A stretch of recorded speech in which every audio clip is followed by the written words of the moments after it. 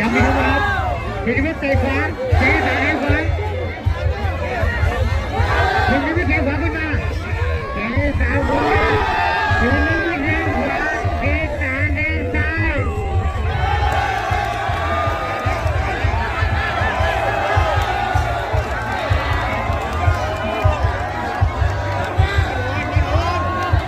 ตรงนี้ครับ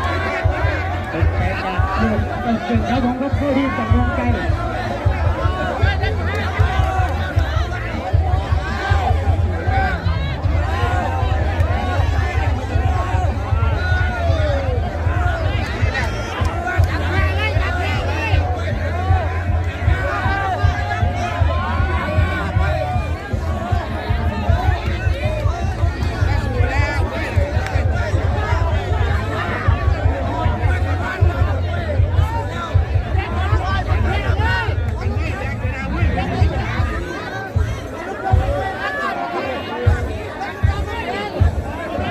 เป็นช่วงการให้เวลาครับ